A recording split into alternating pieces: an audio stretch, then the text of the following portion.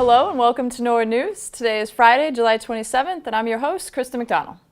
As we all know, Chief of the Norwood Fire Department, Tony Greeley, is retiring in the beginning of August. At Tuesday night's Board of Selectmen meeting, Town Manager Tony Mazzucco announced Chief Greeley's successor. Thank you, Mr. Chairman. For you, members of the board and the public at home, I'm here to introduce somebody most of you will know. This is Captain Maurice of the Norwood Fire Department. Captain Maurice was born and raised in Norwood. He is a 28-year veteran of our department, and most importantly, the reason he's here tonight is he is my selection for the next chief of the Norwood Fire Department. Congratulations. Thank you. Congratulations. Hey. Welcome. We had an extensive interview process. We received a number of applications from out of state, from in-state, from within the department. We had quite a competitive pool. We had a panel that narrowed that down to 3 finalists. I interviewed those finalists along with Bernie, and Chief Brooks sat in on those interviews as well. And the unanimous choice there, and my choice was Captain Maurice. He's going to start on September 1st. We're going to have that week a formal pinning ceremony, which of course the board will be asked to attend and partake in. And Chief Greeley has agreed to stick with us through the end of August to make sure that there's no lost time in the transition and that we don't have any gaps in between having a chief. But we're looking forward to have Captain Maurice, soon to be Chief Maurice, join us starting September 1st as our new fire chief. The selectmen congratulated Captain Maurice on being named Norwood's new fire chief and wished him well on his new endeavor. We at Norwood News would also like to wish Captain Maurice the very best of luck and success as the chief of the Norwood Fire Department. Now let's hear from the future chief himself. I'm a 28-year veteran of the Norwood Fire Department, and recently I've been selected by Town Manager Tony Mazzucco to replace retiring Chief Anthony Greeley as the new Norwood Fire Department chief. I'm really excited about this opportunity. I'm looking forward to it. As a kid that grew up on Wilson Street, I never dreamed that I would be in this position. So I look forward to it. We have a great group of people, men and women down here at the Norwood Fire Department, firefighters, paramedics, EMTs. We have the best, and looking forward to continuing the great service that we've provided here in Norwood and keeping the people in Norwood safe and continue to provide that excellent service to them. Earlier this week, the Norwood Police Department responded to an attempted robbery at the mobile station at Route 1 and Dean Street. When officers arrived, the attempted robber and store clerk were in the middle of a physical altercation. As seen on surveillance video, the attempted robber reached over the counter to take money from the register, and that's when the clerk fought back. For more on the attempted robbery, we go to Chief Brooks. The Tuesday night we got a call of a robbery at the mobile station at the corner of Route 1 and Dean Street. That call actually didn't come from inside the store. It actually came from a customer who had arrived at the mobile station to make a purchase. And she looked in and saw a fight going on right inside the door. What we've seen from the surveillance video talking to the witness is that the clerk had his cash drawer open and had some cash in his hands and was counting it. And the assailant just ran in, reached over, and grabbed the money. When the clerk resisted, the assailant punched him twice in the face. And that caused a back and forth between the clerk and the assailant. You can see the clerk kind of reach over and kind of in a hockey-style fight, pulled at his shirt, which actually came off over his head. Then the clerk jumped the counter and had at it with the assailant. Landed some pretty good blows. I think that the robber probably didn't realize that this guy had martial arts training. And the clerk obviously got the better of the scuffle. But he not only struck the assailant, he was able to gain control of him. And at some point in time, get him face down on the ground and hold him until the police could get there. You can even see at some point in the video that the clerk appears to be looking out through the door. That's where the woman is who's making the phone call. At the very end, the Good Samaritan comes in and sits on the assailant's legs, and then you see our officers begin to arrive. So we got there and we made the arrest. The guy's name is John Benedict. He actually used to live in Norwood at the corner of Pond and Sturtevant, but he booked in as a Dorchester address this time. He's 46 years old, and he's being held at the Dedham jail. Well, the video is kind of fun to watch, and you can see the clerk kind of getting the better of the criminal. That we would just assume that people not resist during robberies. The best thing to do is turn over what the robber came from and create distance and ask him to get away. That's really the best thing that you can do. The one factor that leads to more violence and robberies is resistance, so we really do encourage people not to resist. On July 17th, you may have noticed some disruptions in your normal evening commute. Chief Brooks fills us in on the incident that shut down MBTA and vehicular traffic surrounding Norwood. We had an incident last Thursday night that a lot of people were generally aware of, but they probably don't know the details, and we have not released this to the press. I'm really only talking about it now so that Norwood residents have at least a basic understanding of what was going on. Last Thursday night, right around supper time, we got a call from a woman who reported that her boyfriend had some suicidal ideations, was missing from the house, and she also reported that her handgun, which she was licensed to possess and which had been locked in a safe in her house, was now missing. So our officers went to the scene. They began a ground search trying to locate this man. We actually did find him. We found him in a wooded area that runs between the houses on Lower Washington Street. I'm talking now about the westward end, and the railroad tracks. And we could see that he was sitting there with liquor bottles beside him. We couldn't tell if he was asleep or passed out, or maybe if he had already shot himself and had a wound that we couldn't see. But we could see that he had the handgun in his hand. So our officers were at the scene. We had to shut down Lower Washington Street because if a shot was fired, it would be a danger to passing traffic. We also had to shut down the commuter rail, and we held that up. That was held up in Dedham for a while, and we actually shut down Upland Road. So really nobody was able to get through that area because of the likelihood of gunfire and us trying to resolve the situation. So we could see this man. We weren't too sure how to get to him and get that gun. We were afraid that if we just went up on him, that he would hear us coming, see us coming, and that he would draw and that there would be gunfire. So we were careful in how we handled it. The officers, when they first arrived, had given verbal commands, but he had not reacted to them at all. So like I said, we don't really know. We didn't know at the time what his status was. So we looked at a number of options. We obviously have a number of tools at our disposal that are less lethal that we could employ. We called a canine. We called for the state police to help us primarily with the traffic around the perimeter.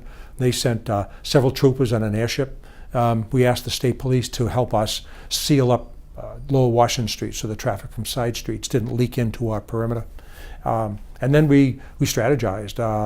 Lieutenant Flanagan was there, and Sergeant Sarah Lydon was there, and I was there. The deputy chief was there as well. We strategized about the best way to go about that. And what we ended up doing was taking a 3-man arrest team with a ballistic shield that would stop a handgun round, hopefully, and circling around and then rushing him and snatching the handgun. So we did that. We did that safely. No shots were fired. We were able to resolve that. So on the one side, the man had spoken of suicide, at least at some level, and but on the other side, he was a convicted felon with a record in 3 states. So we did take him to the hospital and got him medically cleared. He's now being held at the Dedham jail. We've filed a number of firearms-related charges against him. So I did see on Facebook a lot of people were asking, why they couldn't get to their homes and why so much traffic was diverted. Because of the mental health side of it, we really couldn't talk too publicly about it at the time. We kind of held back. But enough residents have asked us what was really going on. I at least wanted to give a thumbnail sketch of what we were dealing with that night.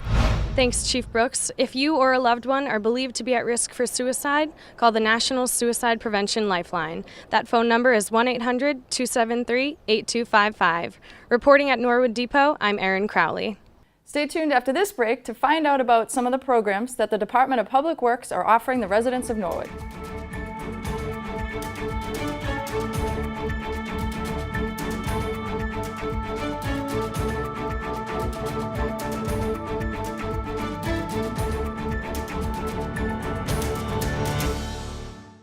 Stop by the Norwood Morrill Memorial Library and check out magazines, newspapers, DVDs, and of course, books. The library also offers a variety of services, including passport renewal, a notary, and tutoring, with multiple different meeting rooms which can be booked for your convenience. Take advantage of online digital resources and get assistance with all of your research needs. Kids can enjoy the children's room stocked with books and toys. There are also a variety of programs for children and adults. And if you can't make it into the library can come to you with home delivery. The library is open Monday through Thursday, 9 a.m. to 9 p.m., and on Fridays from 10 a.m. to 5 p.m. To learn more, go to www.norwoodlibrary.org. Welcome back. Earlier this month, the Norwood residents received a package in the mail from the DPW explaining a new recycling program that the town is providing. In addition to the current recycling program that is offered, the town will now be collecting pre-loved clothing, shoes, and accessories. Hi everyone, Mark Ryan here to talk about a new program that's been started to help with recycling and trash costs. It started on Monday, July 23rd. It's a new program run by a company called Simple Recycling. And most of the residents in town got this card recently. It gives a lot of information about it and a couple of these pink bags. So this program, it's independently run by Simple Recycling, and every recycling pickup day for your neighborhood or for your house, Simple Recycling has people that come by and pick up these bags if you put them out next to your recycle bin. When you do put them out and they take it away, they'll leave you bags to replace that to use at another time. So, some of the things, what are some of the things that can go in these bags?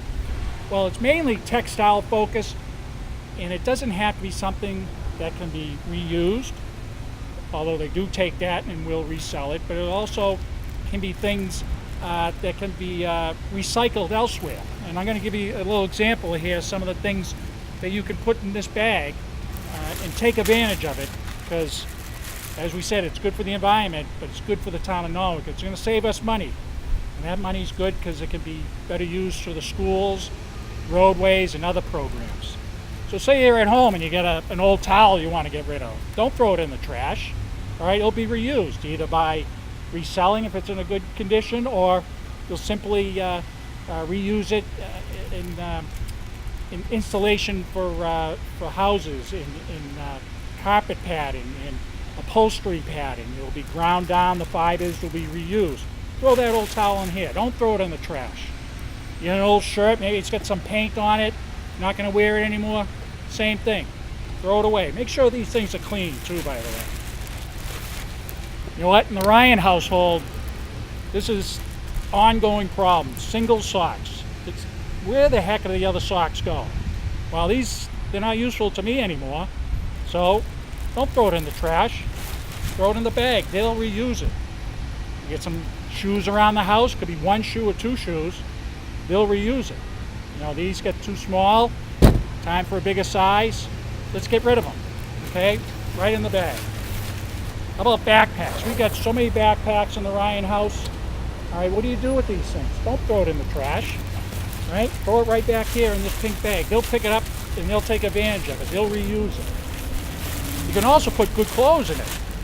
Now, these are a nice pair of jeans I had, and I don't know what happened. The waist got a little tight. I think they shrunk around the waist, and I don't think it has anything to do with me eating too much, but they'll take good clothes as well and use it. If you go to the Simple Recycling webpage, www.simplerecycling.com, it'll list some other items you can put in there. They'll take cups. They'll reuse it. They'll take pans. Don't throw that in the trash. Right there, they'll reuse it. Silverware, you got some old, things laying around. Maybe you got a new set. What do I do with this? Simple Recycling will take it. Dishes. All these dishes we don't use it. We got a nice new set. Don't throw it in the trash. Simple Recycling will take it. And finally, some tools. Maybe you have some old tools, and Father's Day, you get some nice new hammers and screwdrivers. The old ones, throw it in this bag. So everyone, please take advantage of this program. It costs the town nothing. All right, they do this for free. In fact, at the end of the year, when they weigh this, they pay the town money back for the tonnage that they picked up. Another way to save money in town. Please take advantage of it. But also, don't forget those other groups that benefit from recycling. The bins up at the high school and the other schools, and also the Women Communities group down in South Norwood. Thank you, and keep on recycling, reducing, and reusing. Also this week, the DPW is hard at work down at the landfill, grinding down all of the brush that is disposed of by the residents. Just like the compost program, the DPW turns this brush into something useful for the town. Hi everyone, Mark Ryan here from Public Works. Today we're up at the landfill. And have you ever wondered what happens to all the brush that you might drop off on Saturday or DPW picks up curbside during the week. Well, you're seeing it right behind me right now. Twice a year, we've got accumulate so much brush, we have to grind it down and get rid of it. This is our first time this year. We have PJ Hayes Inc. out of Walpole that we rent a piece of equipment from, and he comes in and he grinds up all that brush into wood chips. Now these are wood chips that years ago might have been buried in the landfill or just left to rot on the side, but we put it to good use here at Public Works. We'll spread it around some trees and some along some pathways around town, not necessarily down the common, but less high-profile areas and trailways around town. We provide wood chips to the community garden people on Mylod Street, and they use it to line their paths with it to keep the weeds from coming through. And we also use it in other projects. Recently, Ellis Pond, we did a project clearing the edge, creating a little canoe launch area, and we just spread wood chips around there. So we put it to good use. However, we don't use all these wood chips. There's quite a bit accumulated. So the remainder we'll dispose of to a couple of places for free, and they'll refine the wood chips. They'll grind it down to smaller particle, they'll color it, and then they'll sell it back to the homeowners, municipalities, and other wholesalers as the mulch you might see around your yard. So it's a great piece of equipment back here. It grinds up logs up to 18 inches in diameter, so it's pretty powerful, does a great job, and it's done twice a year, and it's your DPW doing its best to take care of the earth and be more sustainable. Thanks, and have a great day. Stay tuned after this break to find out what's happening in your town government, and later in the show we learn about the Day of Hope Carnival and Week 3 of the Lights Camera Summer Workshop.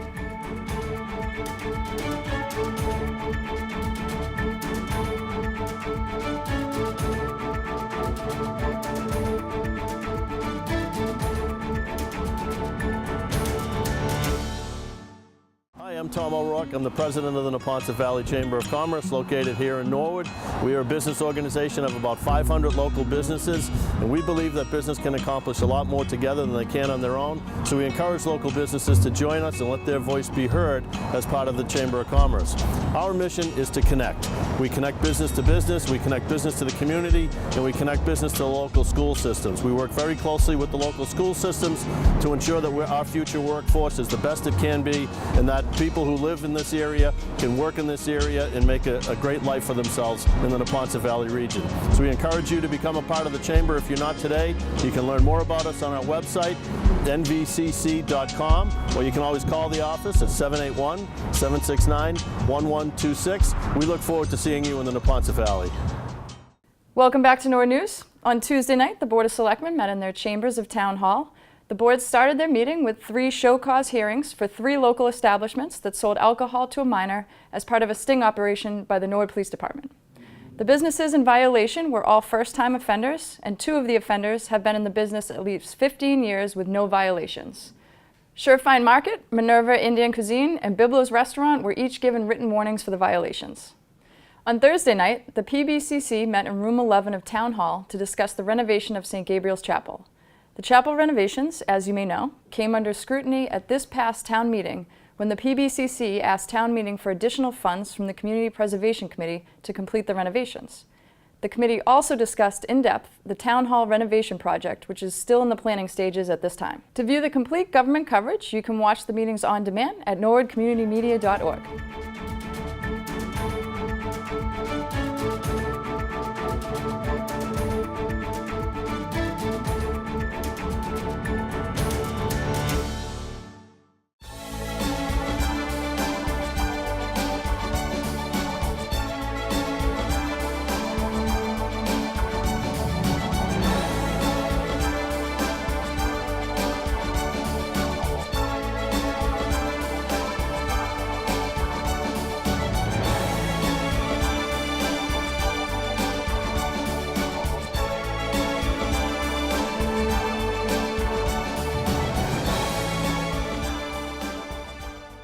Welcome back.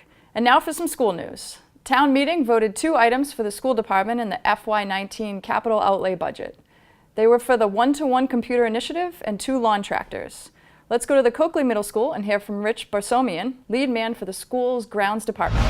Hi, I'm down here at the Coakley Middle School with our 2 new tractors that were recently purchased about 3 weeks ago. The reason for the purchase was our old machines are approximately between 18 and 20 years old, and we've been using them for years and years, and they've been repaired multiple times, and we've gotten the most out of the machines. You can only replace belts, bearings, motor parts so much, and it's just not financially a good idea to keep throwing good money after bad. And with the amount of square footage and area that we have to cut, these seem like the right machines for the amount of area and space that we have to cut. The decision was made, which I think was a very good one, to purchase these machines. They will service us very well for the next 10 to 15 years. We use these mowers at 9 different buildings that we're responsible for. We have a schedule where certain days of the week we're available at certain schools to get in before the students get in. So we trailer them from one building to the next. And usually by the time we're finished with the 9 buildings, it's all ready to start and go back and start at the first building. So there's quite a bit of area. The machines are a necessity, and they do a good job for us. The old machine we traded in.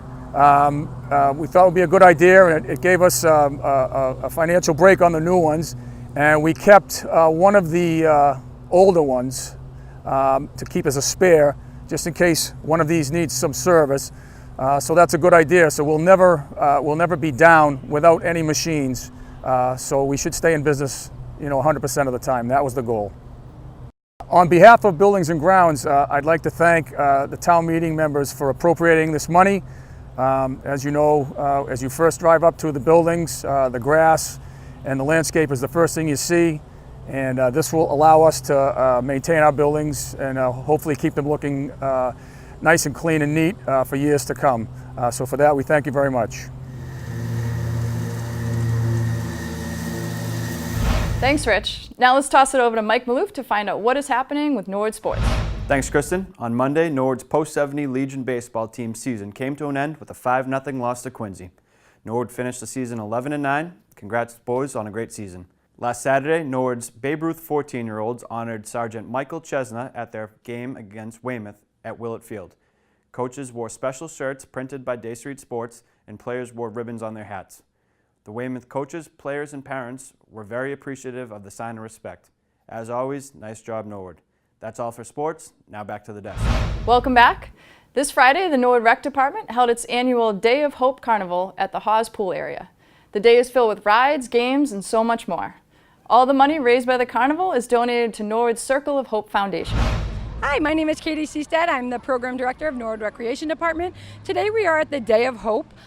This is a carnival put together from our camp staff, and all the proceeds go to the Circle of Hope. Today we have a dunk tank, we have pony rides, we have a game truck, slip and slide, bounce house, ice cream, cotton candy, music. Really a lot going on. What thing is different from this year is all participants that are coming from the public get a wristband that is also good for the pools for the day. It is 90 degrees out, so it's a great opportunity for people to go swimming as well as enjoy a carnival for a good cause. A big shout out to our recreation staff, our camp staff, Rebecca Newman, our site supervisors, as well as our counselors who are running the event. We have about 350 to 400 kids here right now, which is awesome to see, and we have a lot of people from the public supporting such a great cause. It is always a yearly event right around this week of July 27th. It's always on that Friday. So look forward to years to come, and we can't wait to keep supporting the Circle of Hope. The third week of the Norwood Community Media Lights Camera Summer Video Workshop took place this week. Just like the previous 2 weeks, the children learned the ins and outs of video production. The first half of the workshop was spent learning all there is to know about studio production. Then the kids went in the field to get some stories for their newscasts. Let's take a look at one of the interviews Abby Lee produced this week. How many years have you done this? So this is our 4th year being the coordinator for the Norwood Youth Cheer. Oh, What's your favorite part about running cheer? My favorite part is actually seeing all the kids on the field, enjoying themselves and having a blast. What's your inspiration for joining the program? Well, the inspiration for joining the program was actually my daughter, Kayleen. When she was in first grade, she expressed interest in starting cheer, so we signed her up when in second grade. Did you do cheer as a kid? I actually never cheered as a child. I started learning about cheer when Kayleen started. So it's all pretty new to me. Is there any upcoming events for the 2018 season?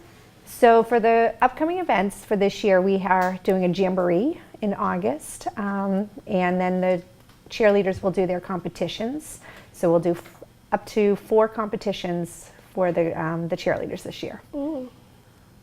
Do you have any fun summer plans coming up? Well, we already did our summer plans. We were able to take a trip to London, England this year. As cheerleading starts on Monday, we live our life at the Coakley Middle School field. So we take our fun times beforehand. Well, that's all we have for today. Thanks for joining us. Anytime. I'm glad I could help you girls out. Great job, Abby. Don't forget this Sunday is the 25th anniversary celebration of the Concerts on the Commons Pop Night. The concert starts at 6 p.m. on the Town Common and will be broadcast live on the Norwood Community Media Town Channel. Well, that's all for Norwood News. To stay up to date with Norwood Community Media, follow us on Facebook, Twitter, and Instagram. As always, thank you so much for watching. Have a great weekend.